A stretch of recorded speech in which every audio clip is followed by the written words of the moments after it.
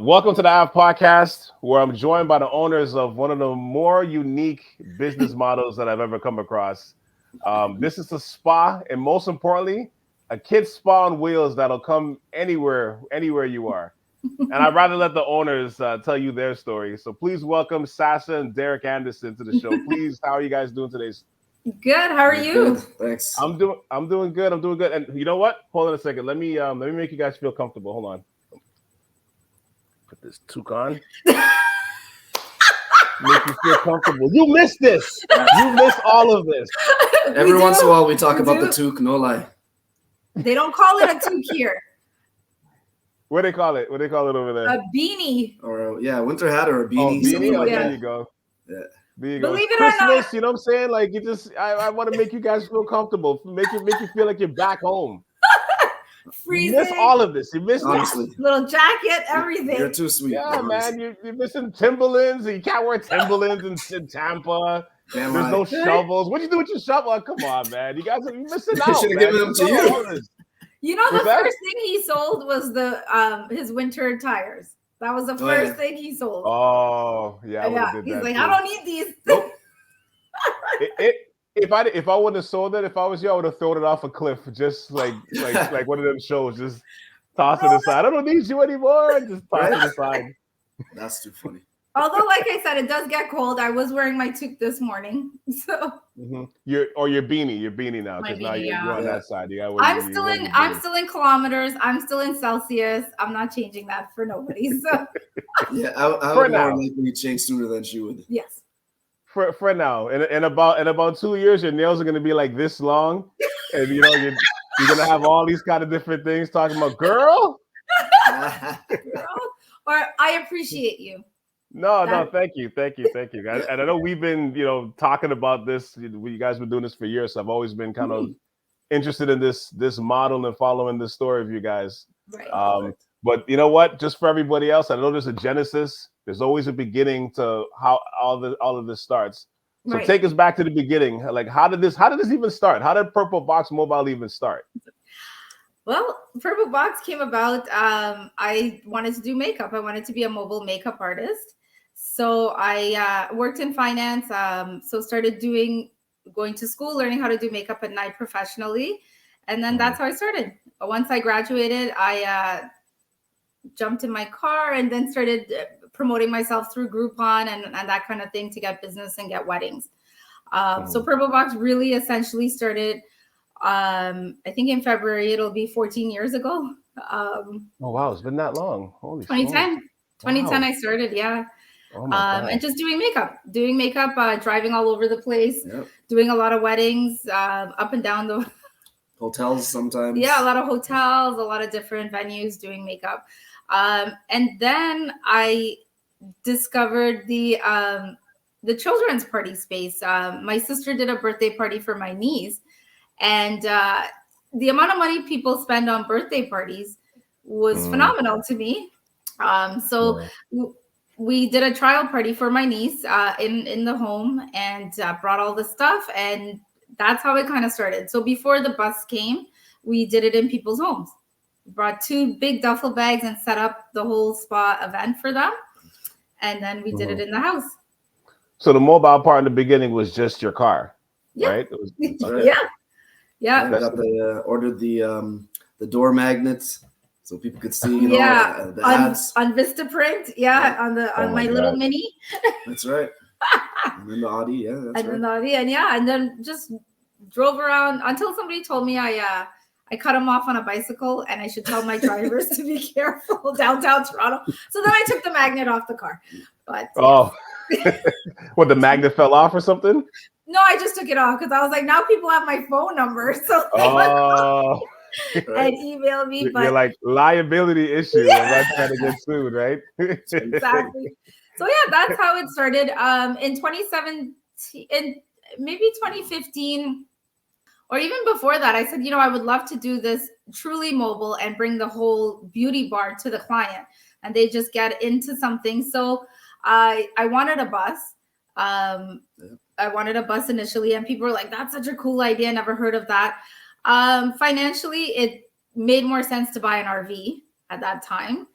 So we did that. We went up north and purchased an RV. Some of the uglier sides of business, as we handed the guy the check for the RV and we're about to drive away, it died. Verbatim. Dead. Had to pay, had to get a big rig tow truck to come tow it. Oh my gosh. And then we left it up north for a few months because I was like, I don't even know what to do now. Yeah, we had to find a mechanic in that area, all kinds of stuff. Yeah. So then I was working as a sales rep for a company and they laid off the whole sales force. So once I got laid off, I said, yep, let's just go get the, we call it a bus. Let's go get the bus. And then I started researching to find somebody who can build it out the way we wanted it to be built. And Derick is an excellent draftsman. So he drew it all out based on what I, said. And even with our American bus, the US bus, he did the same thing. He drew it out. And that's how it got designed. Wow, that's interesting because and I think as I remember from the beginning when you guys are when we first saw the bus, and I remember being like to myself like, wow. I think I even told you, Derick. I think I even told you at the time. I'm like, you guys are sitting on a multi-million-dollar idea. Like I saw it immediately once you guys said that. Once you explained it to me what it was, at first I was like, oh wow. Oh, they're sitting on something. They don't even. I don't even think they even realize the scope of this. So I'm thinking like way out. Way out. Yeah. Well, even people didn't when we started. They didn't trust that we were going to show up. Not with the weddings. The weddings are just different. So we would do the trial on the bus. So they see it.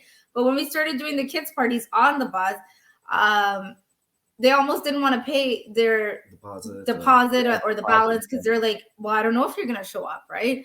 So, that was a hurdle to overcome in the Canadian market to get people to believe that we are legit and we, rain, snow, shine, we come out no matter what. So that was a slow building process. And being the only business of that kind in Canada, it made people a little skeptical at first. That's true. Because you essentially created a lane like that was never there before. Right. Yeah. That's a good way to put it. Yeah. It's like you guys basically created a service road beside the highway. It's like, where the hell did that come from? Should we drive on that? Yes, sir. I like that. But how hard was it to transition from being in that 9-to-5 life? I know you said you got laid off, but how hard was it to transition from that to going after this business? Yeah, that's a great question. It probably took me 2 years. Work. I just read something the other day, you quit your 9-to-5 job to go do your own business because you could be your own boss, but you really do work 24/7. It's not just 9-to-5. So it took about 2 years to adjust because at 5 o'clock I was like, my mind's done. And now I'm, work's done. You're leaving your work at home. Or at work, I should say. Yeah. But realistically, 5 o'clock you could be done, but then at 8 o'clock you got to make loot bags or you got to get your kit ready to do a wedding or staff or schedule staff and, just a plethora of things that you got to do. So it was a hard transition. And then you're not getting a salary.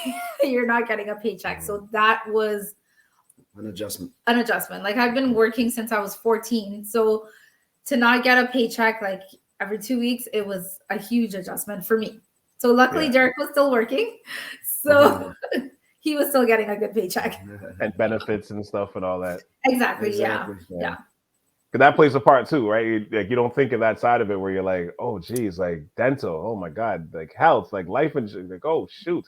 Yeah. Absolutely. Yeah. And just, having a job that I worked in Toronto. You don't want to go to jump on the GO train, jump on the subway, drive downtown. You don't want to do all those things.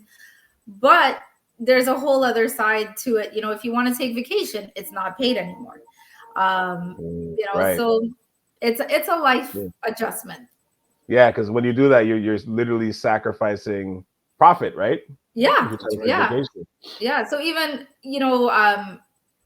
I would go away, and then Derick would drive the bus and be with the party host and stuff like that. But if anything goes wrong or something, I'm on the phone, and it's just you can't completely relax. So Well, especially I think in that beginning phase too, right? Because Yeah. it's just you, or you and the two of you, right? So In the beginning, I didn't drive the bus, so he drove us everywhere. I remember, and we were more mom and pop kind of deal.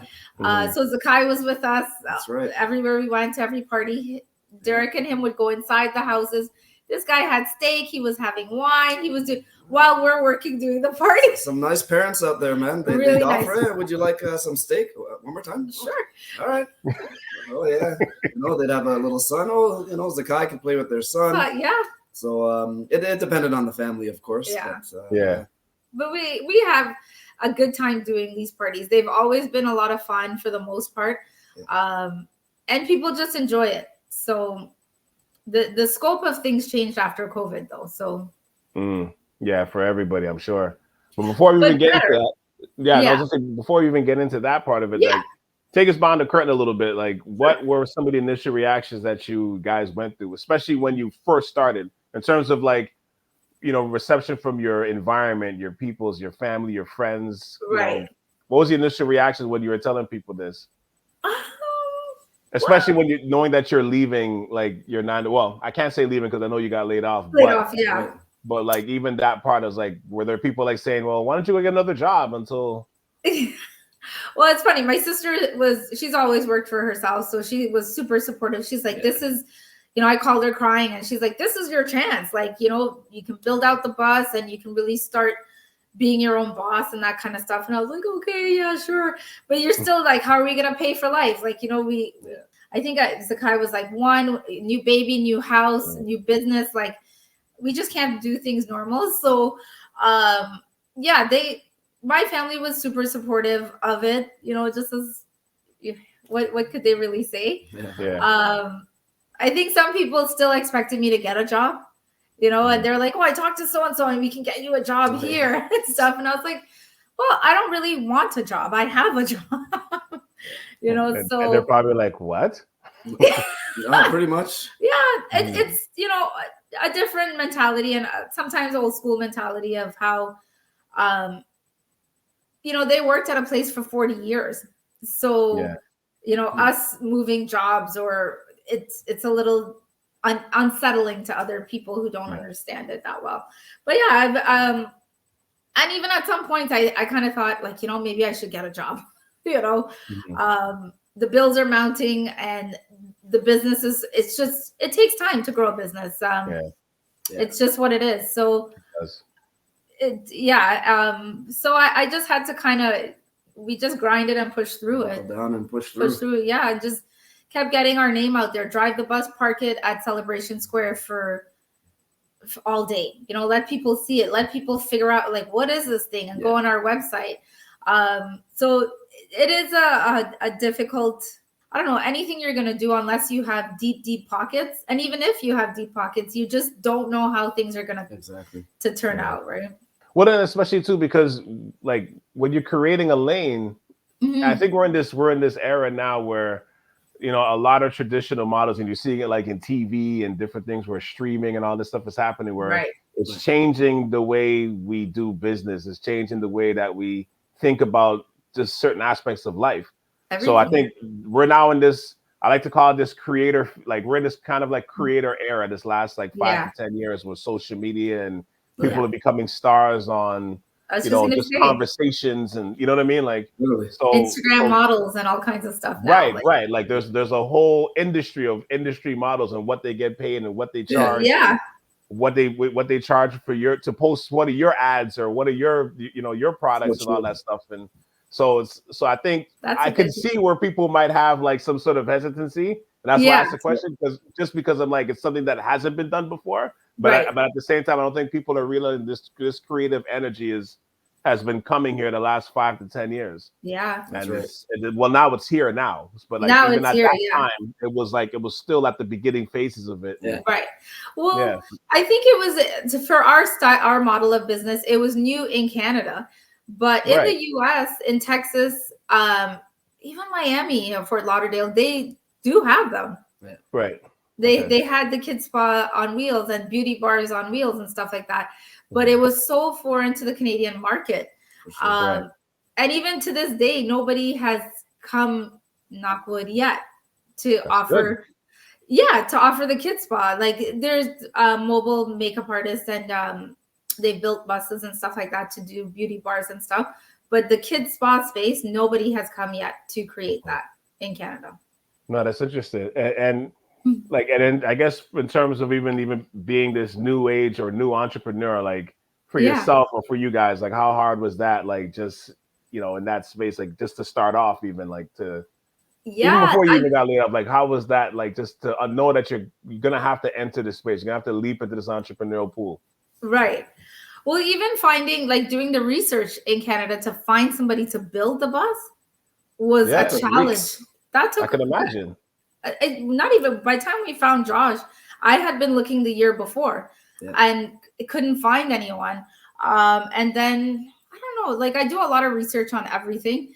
So I called one place and they said, "Oh, try this guy." And that's how we ended up in Cambridge finding them to build out the bus for us. But even taking the drawings to them and saying like, "This is what we want," they were like, because essentially they were building a beauty bar. It wasn't the kids spa side of things. They were just building a beauty bar. So they were like, "You want mirrors here? You want like what?" So I had to explain, we need a generator that can support blow. Like I was heavy into makeup and doing makeup and hair and that kind of stuff.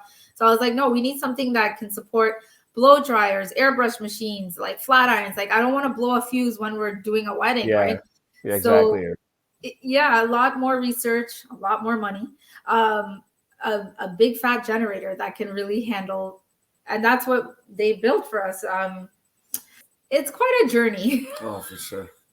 It's quite a journey. And even like, we would go every week to see it being built and just see the progress. And even when he was explaining the generator to us, I would just glaze over. I'm like, I have no idea what you're saying. Like, I don't. It took me months, like notes, video, and months to understand. But yeah, once you get it, then you're good. Yeah, because at first I'm sure you guys are just like, can you put the generator in or not? Yes or no? Can you just do it? Can you just do it? Yeah. Well, even that, like up until then, neither of us had driven an RV before. Yeah. Driven trucks or moving a step van, U-Haul, that type of stuff. Yeah. But it drove great. The front end of it was a van, anyways. But this is the size and it being 29 feet. That was new to us completely, especially on a highway, certain one lane roads. Wind is oh man. Yeah, it's a thing too. You don't even think about that. Yeah, driving. There's so many factors you don't even think about. Yeah, that's why. Like a lot of people would reach out to me about how did you build it, and at one point, I don't know, maybe in the future we will still do it, but one of our business ideas is to we want to franchise it. That's fine, but if other people want to contract us to build something for them, we had all the connections and we knew all the things to do when we were in Canada. So we're like, that could be another business that we, people renovate homes. We renovate mobile businesses. And I said to some people way back, I'm like, anything could be mobile. Any business could be mobile. So true. Or mobile. So I say it funny now. No, but you know what? You already created this lane. What the hell? You may as well do that. Why not? You're already here. Shoot. Yeah. I like it. But for us too, we have to. Yeah, I think it's just always thinking outside of the box. When I started doing makeup, I didn't want to just do makeup, what everybody did. So I went and taught myself, because I wasn't taught in school how to do it. I taught myself how to airbrush. And I bought different machines. I did all the research. So I always wanted to find a niche market in anything I do that nobody else is doing it. No, that's unique. And I know you started off, like, I know the business was going good in Toronto, but what made you guys want to take the business from Toronto to Tampa, or at least make that a second city or a second home? Like, what made you guys make that leap with the business? The whole, they have more people here.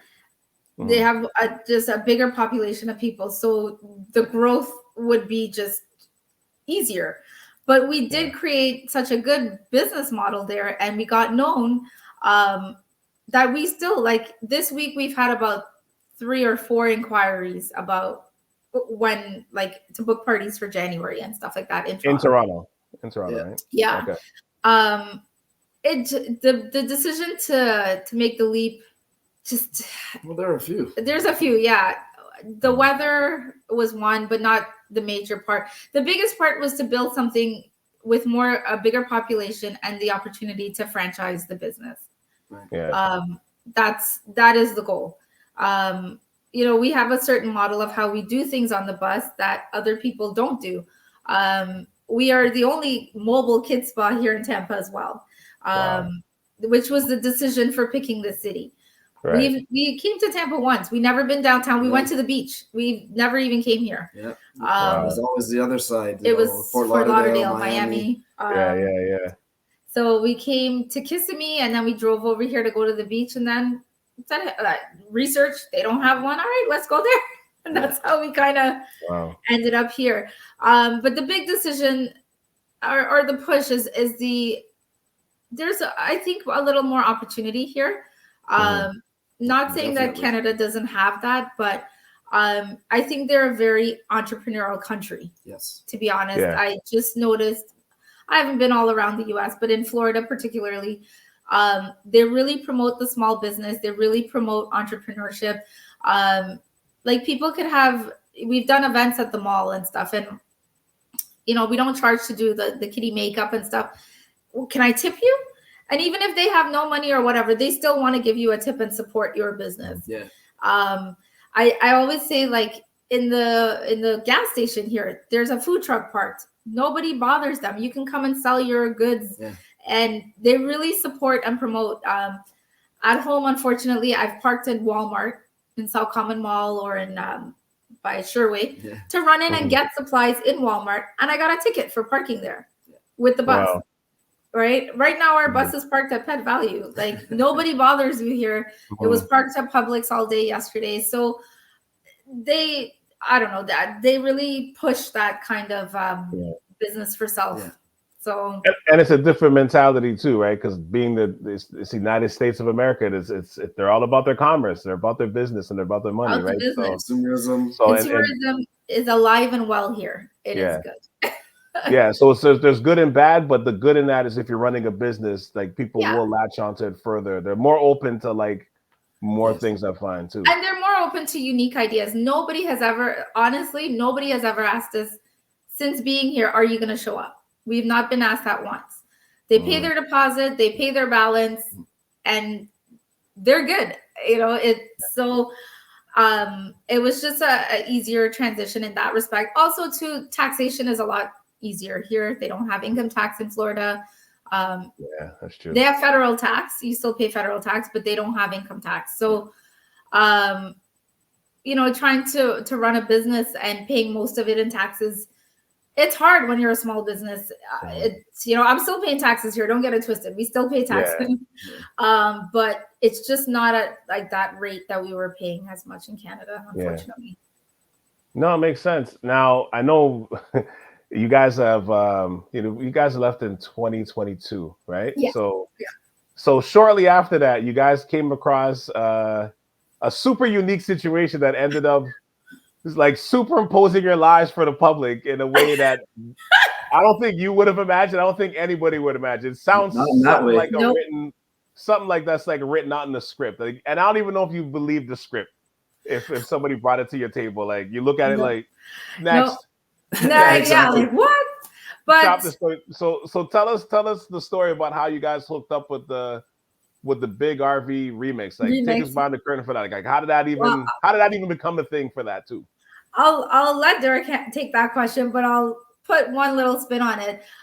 We're big into our law of attraction and asking and believing and receiving. So we have, like, I don't know, 10 or 15 vision boards, and on one of them it says Purple Box Mobile on TV, but in a good way. You don't want to be on TV in a negative light. So so that, we just unpacked our vision boards a few months ago, and I just saw that little thing, and I was like, wow, wow, that's there. Wow. Yeah. So I'll let you dive into how we ended up on Big RV Remix. Yeah, honestly, what's that phrase? When the stars align, we all want that in the positive way, right? When everything just kind of slowly comes together, and you don't even realize it until you're midway or a little bit after. Like, holy. So, long story short, or long story long, we were looking to, let's say, expand it to the U.S. and Sasha started to look for a company or a business that modifies mobile vehicles, basically.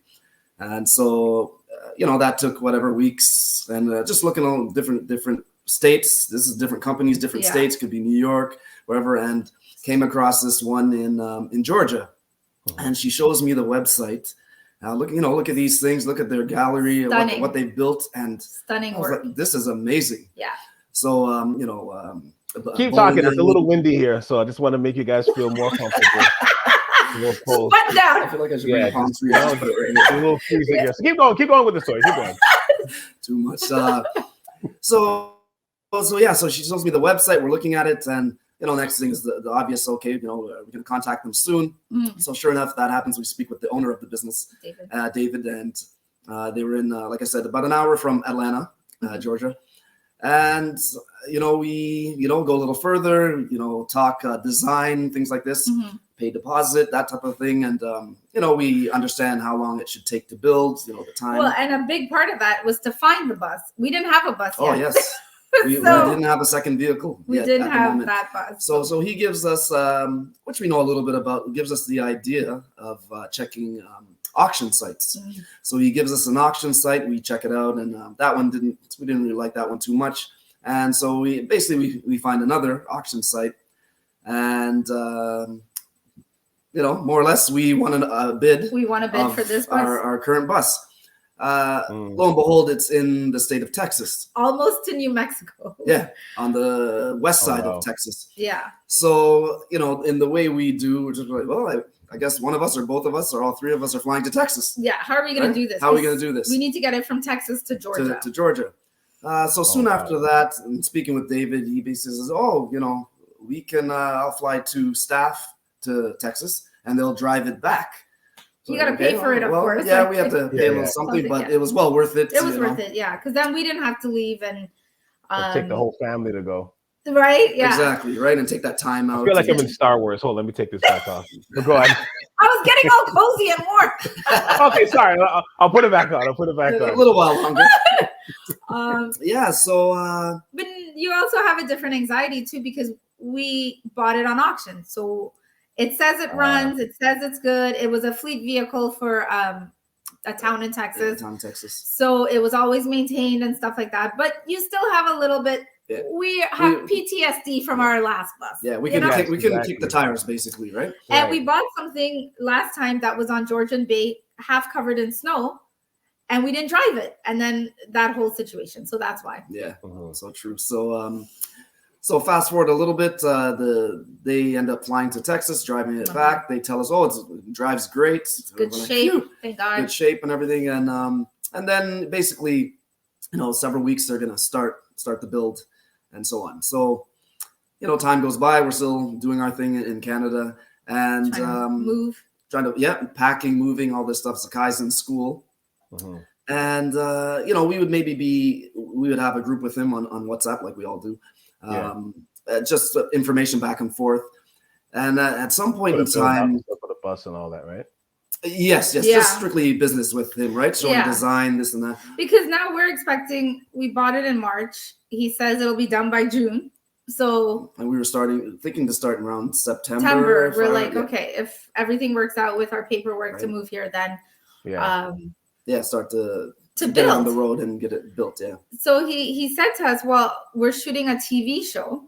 So we thought he was going to be on an episode of a TV show. He didn't really explain it. He didn't delve into what that meant. Right? Yeah. So we came down to Florida last year in April. And on the way, we drove down. And on the way back, we said we're going to stop in and see the bus and the progress. Yeah. Well, good thing we stopped in because there wasn't too much progress. True story. They weren't doing much. They're doing a little insulation. I think, just to make it look like, they're working on it.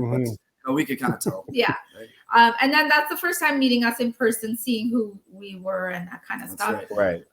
Meetings. He met Sakai. And I don't know. I don't even know how it happened because we had moved here already, and then they called us and said somebody dropped because we were living in Riverview, and somebody dropped out. Yeah, because we were basically being delayed. So now we go to, we're WhatsApping, calling him once in a while, and he's not answering. We're like, what the heck, man? Like, week goes by, no reply. So then he does eventually answer. He says, "Oh, so sorry, we're now filming. We're filming something. Sorry, I'm a little delayed. Oh, everything will be all right." He's like, "Yes." 2-3 weeks goes by, no answer. So he answers, "Oh, like a little nervous guys. Almost." We paid a lot of money now. So. He says filming is all day. We're so tired. We're backed up on our other work. Yeah. I'm really trying to push through to get your stuff done. We're like, okay. Like, what does this look like? Like, what timeline? So, and not to stop you, but again, to paint the picture, you guys just moved. Yeah. And as you said, you put all this money into this, and now you're not hearing, you're not getting feedback or response back. That would be a little nerve-wracking too, because you're making such a big life change.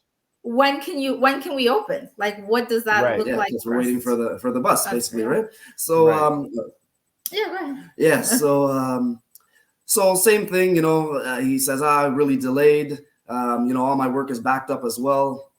So like, okay, well, we're concerned about our business. Right? So he says, a few things, and then so another couple weeks goes by, another third week, and he more or less, he does get on the phone eventually and says a little bit of the same, but this time he says, well, looks like somebody is dropping out, as Sasha just mentioned. Yeah. And, if you guys are interested, I could see if we could maybe get your business on the show we're filming. Yeah. And the two of us are like, what? Huh? But at first, well, you could, a lot of people can film stuff. So we still didn't know what it was. We still didn't know, but he kind of dove in a little more, and he said, well, it's a TV show that's being filmed for A&E. So we were like, oh, okay.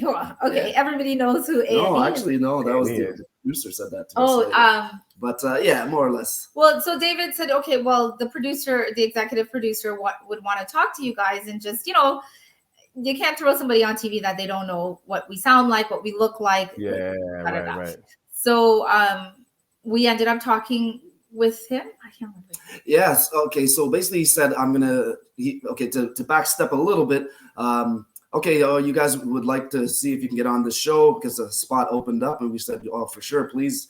So he says, okay, I'll see. So about a week later, he gets back to us and says, they're not too sure. We don't know about the demographics. They might be different than what your bus is. Yeah. Like, everybody has a daughter and a niece, work it, see what you can do. So he said, okay, I'll get back to you guys. And then sure enough, he does get back to us and says, you guys, got this episode. And we were ecstatic, obviously.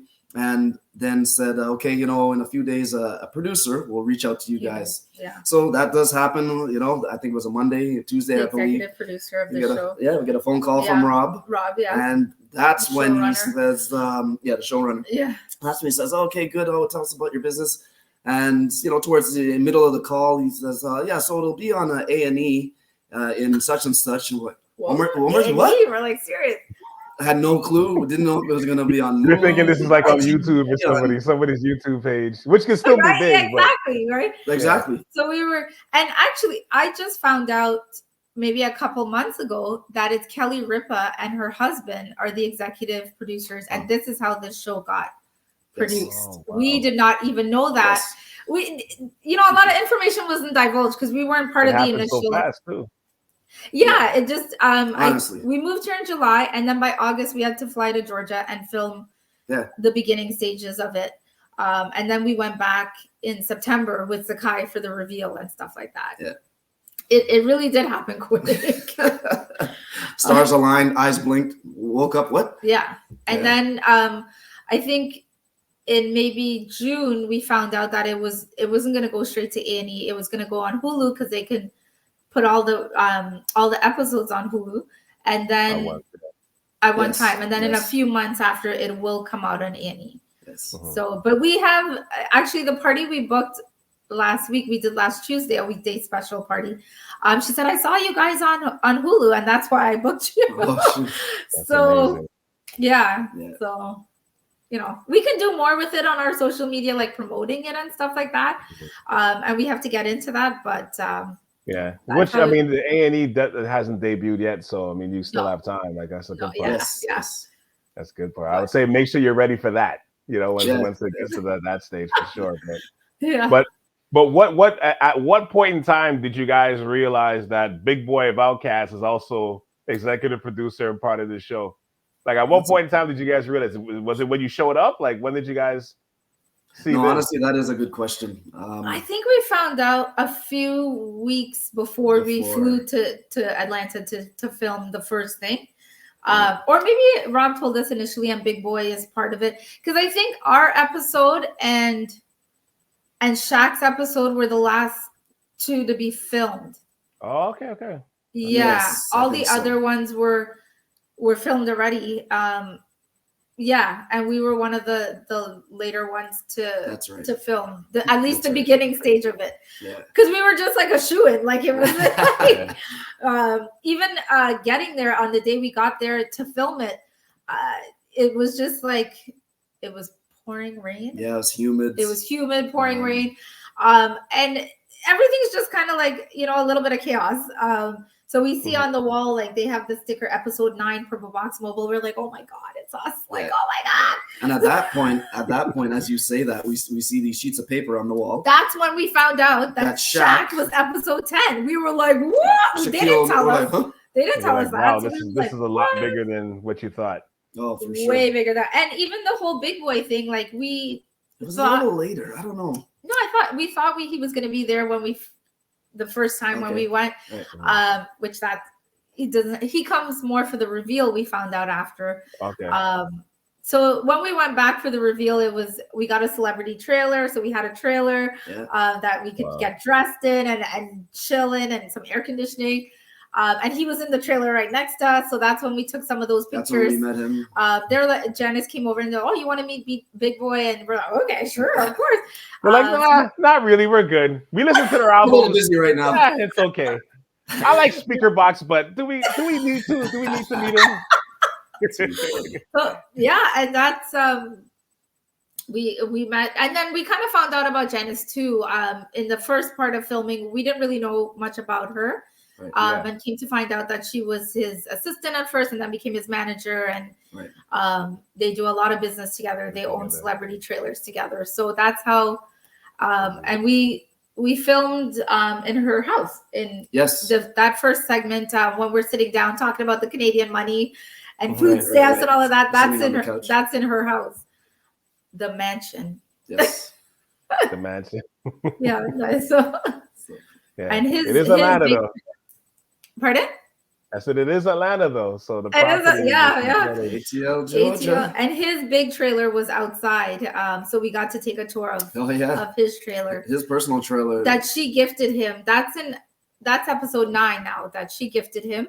Has a hot tub in it. Has the stripper pole, pool table. I think nuts. Yeah.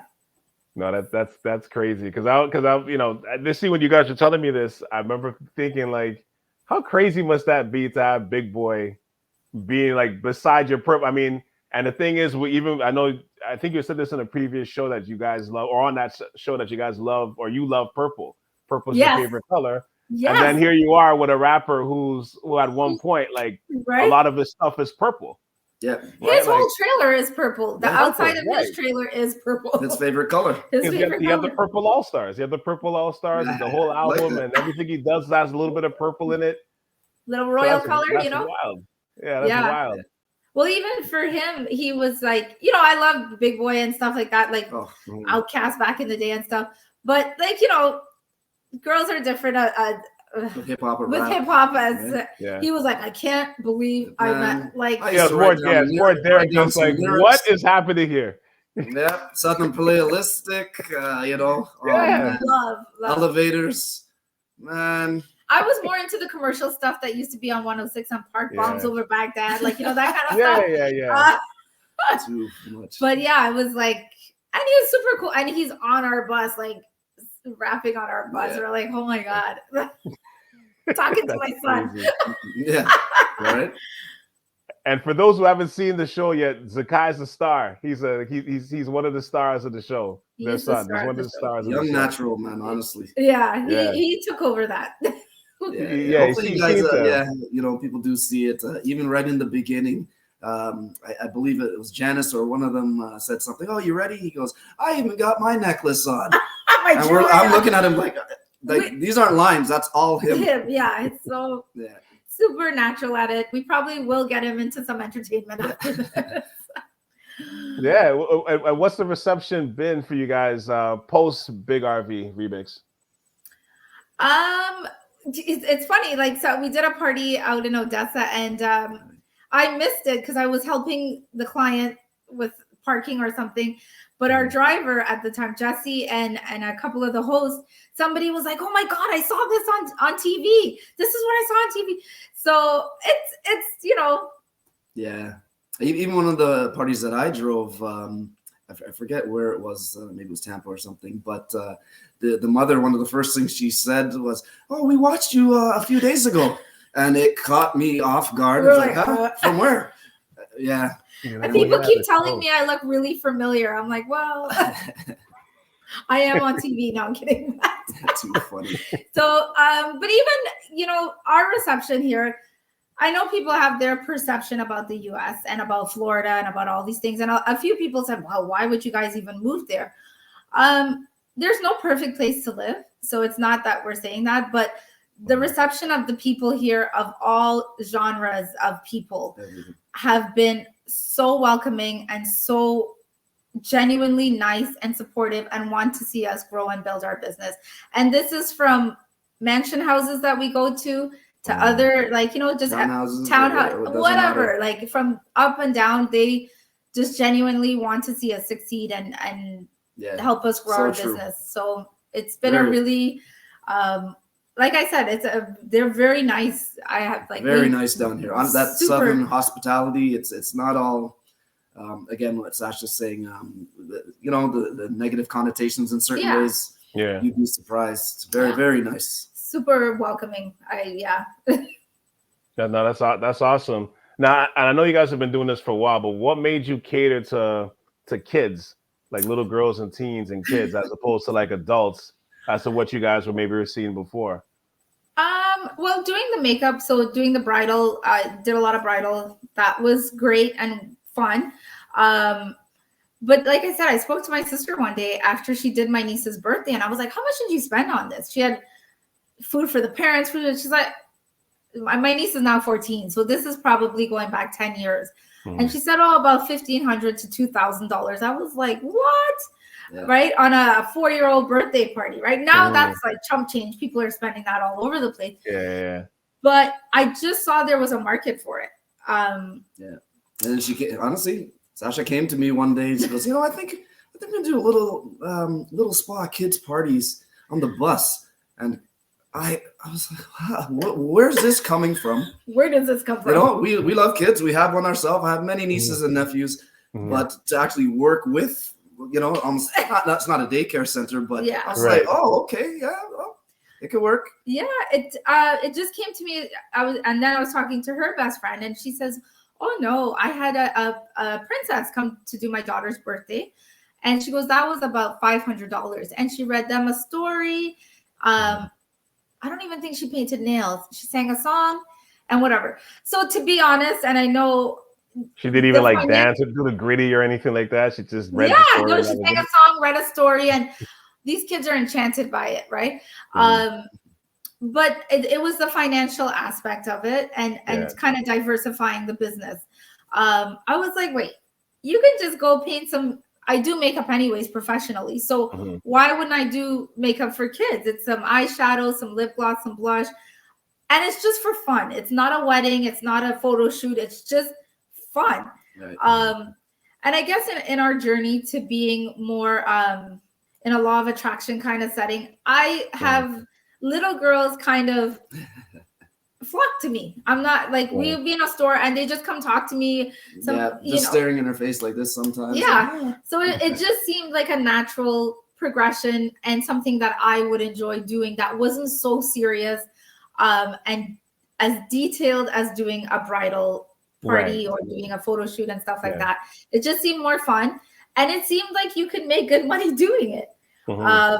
So like I said, I bought all this stuff, had mirrors, had the bowls, and people received that really well. So once the bus was coming, I was like, you know what? I think we're just gonna put this on the bus.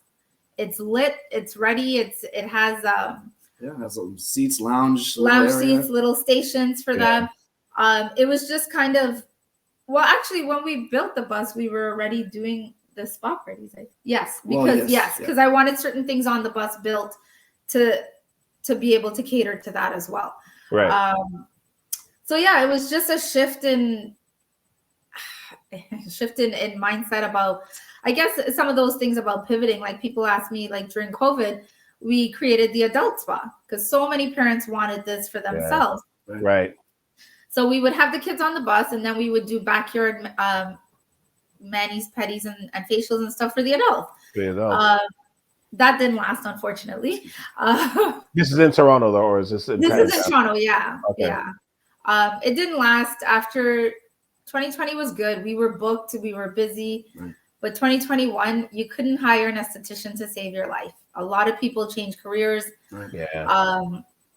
So it just kind of, a lot of money spent. It was one of our pivots to do that. We spent a lot of money. We did pretty good at it. But then when you couldn't hire staff, I had to stop. Yeah. Because everything was locked down, and this whole industry is folded, right? Yeah. So, the whole industry kind of just changed a lot. So even my love of makeup, we did our last wedding last year, and I was like, I'm good. Yeah. I'd done it for 13 years, and I was like, I'm good. You're good now. Yeah. Okay. And how important was it for you to execute the dream and vision that you guys had for this, especially like looking back on it now? Like how important for you? Like what's the correlation? How important was it for you to execute the dream and the vision that you had for this? Now that you're sitting in Tampa with the Christmas tree in the back, and But again, we came here. That's a great question. But the building of a business, like I forgot how difficult and how challenging, and the certain things that we did in the beginning, building it there from the ground up. Like, we were going to shows, we were parking it at different places, all these kind of things you kind of just forgot. So it was a little more, it was recreating the wheel, but not certain parts of it we didn't have to do. In a new space. New country, new everything. So that was challenging. But the execution of it is that it did well in Canada. It can't not do well here. And even the execution of it there was no choice. You know what I mean? This is what we were going to do. But you do question yourself when we weren't getting any bookings in the first year. It was slow. I was like, oh my God, like, did I make a huge mistake? I have put all our personal, I used a lot of our personal credit to build the first bus. So a lot of tears, a lot of, like, just being honest, it was like a lot of scary, how are we going to afford this? We just got this house, and now we have a big mortgage, and now, only one of us is actually bringing in money. So what is this going to look like? So it was just either you just keep going, keep going. You see some people on Shark Tank and Dragon's Den, and you're like, you guys, they tell them you should have quit like 2 years ago instead of keep feeding money into the business. Right. Which, even back to being on TV, we auditioned twice for Dragon's Den in Canada, and we didn't. They loved it, but we never made it on, and we got the same producer twice. So thanks, CBC. Thanks. We're on Hulu now. Now you're on Hulu and A&E. Just kidding. I'm playing. I still want to be on Dragon's Den. I'll still do it. Or even Shark Tank. But now you might be doing their spas instead of actually going on their show. Right. Now it's possible. Anything's possible. Right. You should catch that. Everything is possible. And if people always say, oh, I love this idea, and they would come on the bus, oh my God, I love it, this is so cool. And then we would crickets for bookings, right? So that you just question everything, and did we make the right choice here? But COVID, lo and behold, rolled around, and it was first a curse, then it became a gift. Quite a blessing, to be honest. People didn't want to go anywhere, so they just wanted us to come to them. And kind of ironically, 18, 19, 20, that was like our third year in business. So that was when the trajectory was supposed to go up anyways. Yeah. But a lot of panic now because you guys closed us down for months, like twice. Many times. Yeah, two or 3 months the first time, and then it was delayed too. 7 months. 7 months. And when it was supposed to be back open, it delayed. And you know what? Let me not give you more PTSD. Let me take this off. Really, so it doesn't remind you of that. At least I leave the hat on. Took. We don't hear that word anymore, right? But yeah, from 2020 November 2020 till June 2021, we were closed. Right. Which for a business, any business, that's a long time. Yeah, a lot of businesses didn't survive. No. So it was hard. And it's interesting because I always say, like, when you're, I remember it was our anniversary, me and my wife's anniversary, and we stayed downtown for a few days. It was I think it was like 2 years ago. I think it was 2021, and we were walking downtown. I remember walking down. I'm taking back to downtown on Front Street, and I remember like every second or third store was like boarded up, closed, boarded up, closed, gone, boarded up, closed, gone. And I'm like, whoa, like you don't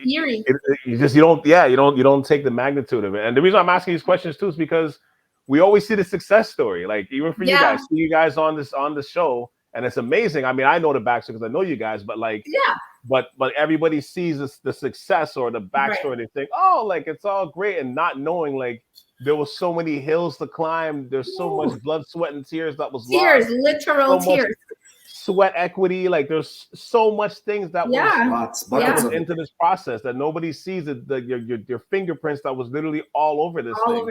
Yeah, because I know get to that point to be seen in that way. Some people said, just different things you hear from friends or whatever.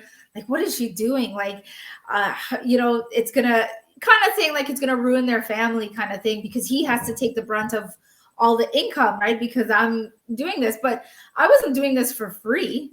It costs a lot of money to build that bus, the Canadian bus and the US bus. They cost money, but eventually they will bring back what they, what costs. And I think I was talking yesterday about being a team. Like, absolutely. If we're going to do this business, although you see me as the face of it, when there's something to fix or the generator is this or all that, he's our maintenance guy. He takes care of all the other stuff that I can take care of the business stuff, but all the other stuff, it's somebody else doing it, but people don't. He's a silent arm that you don't see. Exactly. Yeah. For the first year or 2 years, I didn't drive the Canadian bus until he taught me how to drive it. And then I was like, yeah, I'm good. We're good. I can drive it. So I drive the one here now too. So, but yeah, there's a lot of, it's definitely a collaborative effort in a lot of things we do. Yeah. It wasn't just my choice to just go do a business and say, oh, I'm going to take all our money and go do that. And put us in deep debt and just, it was a choice. Absolutely. So, but I mean, it's working. It's working right now. It is. I mean, we're doing our best. I think it'll continue. Like I said, what I said to you guys years ago when you guys just started is I still believe that now. I think you guys are actually closer to it now. Like the being on the Big RV remix is kind of like evidence that you're closer to that now than ever before. And we didn't chase that. When I was chasing being on Dragon's Den, like to get us on TV, or I had paid a girl, like this is all the crazy stuff people don't know. I had paid a girl about $2,000 to do PR for me and to get me on to breakfast television and City Pulse and all these kind of things. Yeah. And it didn't work. She faded off, whatever. But those are all things that are part of when you do business. You know, sometimes I paid to be on a TV show, this wedding showcase show.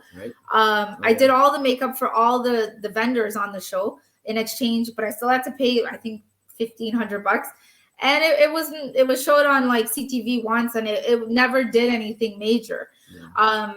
When I stopped chasing it, then it just came in our lap. Like that, right? But there's also the ugly stories of us. The first rap we did on the bus, it was somebody we knew who we just shouldn't have done it. And that was the first ugly color. I'm like, it's not even freaking purple. That was the first thing. And one year in 2018, me and this guy, we met a nice guy who was going to rewrap it. So he said, no, you guys can bring it in here and keep it there. We had it there for 2 weeks. And every day while Zakai was in school, we went and peeled off by hand or with WD-40. His nephew would bring a friend and come and help us. But for the most part, we were there scraping that ugly thing off. That previous ruby wrap. Red kind of color. That ruby red. It was supposed to be purple. That was purple. It was supposed to be purple. And then Yara rewrapped it. But in that experience about spending time with Yara, was the owner of the company that rewrapped it for us. He said, Sasha, I have spent tens of thousands of dollars, billboards, trying this, trying that, doing this, doing that. And then it kind of clicked on me. I was still new to being an entrepreneur, solely. And it kind of clicked to me. I was like, sometimes you just got to try everything. Sometimes you're going to be down to your last $10, but you just paid somebody 2 G's. They may have ran with your money, but eventually you will find what works. And or you ask enough and just be open to receiving it, and it will come. So, you know, it's not all about the money. It's more about like your energy and what you put out in the world and stuff like that, and what comes back to you. So 1000%. Yeah, and that's how we really try to live it. Now, without giving up too much, depending on how much you guys want to share, but where do you ultimately want to take this business? Like, if all your dreams with, you know, Purple Box Mobile is realized, what does it look like? Well, and it's up to you whether how much you want to share. Yeah, I mean, world domination is key. Like, this is what it is, a business that can go to Europe. It can go to you want some Pinky in the Brain shit? That's what you want. Okay. Yeah. It can really go all over. Everybody has kids. Everybody has kids. Right? Everybody has it's not easy to run, but it's easy to create and franchise out. We've already had people asking us, when you guys are ready to come to Texas and franchise, Orlando. Texas is a huge market. Texas is big. So, I've had people tell me, oh my God, Ohio would love this. Like, you guys run in the winter. I'm like, oh yeah, winter was schminter. We come from Canada. We can do it. Like, I think only once in Canada we didn't go to a party because it was a major snowstorm and nobody was going nowhere. But otherwise, we showed up everywhere. That we were supposed to. But yeah, we think Europe, the Middle East eventually. Some shiny cities out that way we like. But yeah, you can really put it anywhere and grow it. And we want to produce, like, we don't want to just franchise it and say, here, take it. We want to build the bus. We want to wrap the bus. We want to sell everything that we offer to the people who are buying it from us, and they follow our model. And like, from the robes to the headbands to everything that we offer and produce, that we want to sell all of it to them. Hopefully one day have a huge warehouse doing these kind of things. So yeah, if Russia will let us in, maybe we'll go there. Okay, they're cold. I'm kidding. I'm going to hot countries. Smart. Yeah. And I think the South is where, I know you guys are in Florida, but the South in the States, it's a very big place. Yeah. It's a very big place. A very receptive place too when you're doing good business. So you see the different genres where they full on support. They're like an industry in itself, you know what I mean? Just that alone. Even Canada too, like putting it did so well, and we actually own that space that nobody else has come to do. So eventually putting Vancouver would be a great market. We had talked about, actually, before coming to Florida, Vancouver was our target space that we were heavily, I forget about that. We were really looking at Vancouver to put one there. What do you call it? The market and the people, or our what do you call it when they're our demographic. Our demographic is, out there. People who want to do this kind of stuff, and it's not only for people who can afford it. We make it affordable for all families. Like everyone can enjoy this little bit of joy. We recently added bounce houses to our portfolio, which is something that we wanted to add in Canada. But before we bought them, we had to rethink how many months of use are we really going to get out of them, and then to store them and stuff like that. So we added it here. But our goal is to be the directors of fun, to be the CEOs of fun and entertainment. I love that. Yeah, and be, just a lighter sort of business model that is, you're still making money, still doing what you're supposed to be doing, but we bring joy to people, not, more fun. I love that. I didn't even think about that. I love that. Directors of fun. That's crazy. I love that. I took that from Esther, but anyway. Yeah, the directors of fun and a good time. Like, so even here we're looking to add more inflatable type, the inflatable games. I'm looking to do snow cone machine. I really want an ice cream truck. So I don't know why I'm obsessed with having an ice cream truck. So I want one day. Like I said, you're already here. You're already on the service road, creating your own road. Why not? Why not? Why not be the development of your own community, right? Yeah. That's it. Why not? Why does this only have to be a road itself, right? Exactly. Yeah. I guess the decision is, eventually, do we want to take on investors and build it out? But we are looking to go. We missed Invest Fest in Atlanta this year. So we are looking to go to Invest Fest next year. That's huge. It's mega. Huge. One of my friends was at it, and she called me on the Sunday, and she's like, "Sash," and some of Janice was there because our bus is built in Georgia, so they have that community for us. Yeah. And actually, Atlanta has a lot of spa buses that David has built out there as well. Okay. But looking to just see, maybe there's things we don't think about. Like you just think investor, but there's a whole different way of doing business. Like you say, we're in an era of change, and we don't creative new ideas and that we are not all knowing yet. So we definitely want to go to that. I think that would greatly benefit you guys to be at Invest Fest, because I know that's really taken off, and especially during this COVID time, like this this pandemic period, like it's really blown up in the last couple of years. Really, I've never heard of it until this year. I heard about it last year. I think or last year or 2 years ago, but I know this year was like everybody crazy. You could think of was like going to that thing, and I'm like, damn, even I was like, shit, should I be at this thing? Yeah. So true. You should, like, honestly, it's my sister was looking into the cost of it. It's not badly priced at all. Yeah, it's well priced, and it's opportunity. Again, if we want a franchise, we have to learn how to.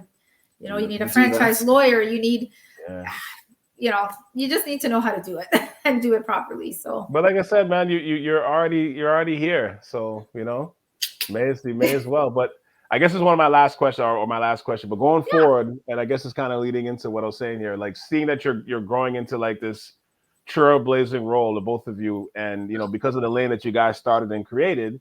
Right. What's your message for everyone? And I guess that this part is for you, Sasha, but especially women that are where you were in terms of trying to make that leap into something completely new. Like what would be your message for them? Do it. Honestly, just do it. But research everything. Like, I do, he calls me the research queen. I dive in deep. And even with a lot of research, you still make mistakes. Absolutely. I think we have to honor. I'm really hard on myself for making mistakes, so I think people have to honor their mistakes and learn the lesson from that. And don't be afraid. I think everything requires some level of risk. It just depends how much you're willing to take. Like I used to be crying to my friends. I risked all of like my family's credit and our little family's everything, and I put us in a world of debt. And I felt that burden really hard. But now we are sitting in Tampa on those, based on something that I thought up. And having somebody support you. It doesn't need to be a spouse necessarily, but having support is crucial. If sometimes you doubt yourself, and if you have somebody saying it's okay, cry, let it out, but get back on the horse and just keep on. I think a lot of women, we get caught up in the family and keeping the home and all that stuff, and that is all great, and you have to do those things, but there's a whole world that you can do those things, get help with those things, and still do what you're passionate about. Because life is short, man. Like, as we have all learned in the last couple of years, life is super short, and you got to try to be happy doing what you love. I honestly love doing these parties. Like, these kids drive me nuts for an hour and a half, and they run around the bus. But at the end of it, they have such a good time, and I get hugs from them as they're coming off. They're like, "This is so amazing." I've had people write reviews in Canada. The kids were talking about it for a week at school, like after, like, that brings me genuine happiness and joy to see that. I love that. And what about you, Junes? You want to add to that? Or sorry, Derick, you want to add to that? Junes is all right. Honestly, all her words are exact. These little girls, even like, again, before the business, just sometimes catching them like staring at Sasha, and so now bringing them a box with wheels at the bottom, and they get into it and party it up. And Fairy Sasha is hello, and it's your birthday, and getting them hype. Making everything special for people. I think it's a big deal. Joyful is the perfect word. And obviously this is unique. So it's something that we've always, myself, even separate, always like things being a little different, and we all have to do some of the same things. That's why you married me, because I'm different. I'm definitely different, as you can tell, right? And I always liked different, and so our business is different. These little girls are these people. It's a different type of birthday, right? The only one in the country, Canada. The only one in this area, Tampa. Yeah. So unique, and people like to feel different. People, I find, feel a little special. Something that's unique for them. So, and I think good advice for everybody. Honestly, if you ask and believe and receive it, be open to receiving it. Sure. You just throw it. The universe will grant you your wishes. It just like, I cannot even tell you. It was a lot of work to get us here, a lot of paperwork and a lot of stuff. But when he just said it yesterday. He goes, "I can't believe we live here now." Yeah. Like, we have groups with some other friends, and we're like, we live here now. That's what it's called. That's our group name, Manifest and write things down, all that stuff. Do your vision boards and stuff, and and just keep going. Keep working. Don't let people tear you down. Just keep going. Yeah. No, I love it. Well, you know what? I'll let you guys go. But thank you for hopping on the Ave. I mean, this is long overdue. We talked about doing this, like, I think when I was in Florida, like a year ago. And I'm like, you know what? Yeah. When the show comes out, let's do it. Let's do it then. Yeah. And, piggyback off it a little bit, and and just go from there. But we're in between the phase of Hulu's release and then A&E's release coming in. I think was it the spring of 2024? Is that I think so. Yeah. Yes. Episode number 6. Episode Purple 6. Box That's Mobile. awesome. You're right in the middle. You're right in the middle of the season. That's right where you want to be. There, like you're right in there. That's a great time to be in there. Yeah. And if it's still snowing when it's on A&E episode 6, feel free to come back and wear these tubes and come back up here and shovel snow with us. You can watch it at my house. You guys can shovel snow and everything. Just for old time's sake. Yeah, man, the whole thing, man. And I will still remain spelling check CHEQUE. Okay, so it's always gonna be a check. But thank you, seriously, thank you guys once again. Thanks for having us. Really appreciate it. Thank you. Thank you. No problem. We'll talk soon.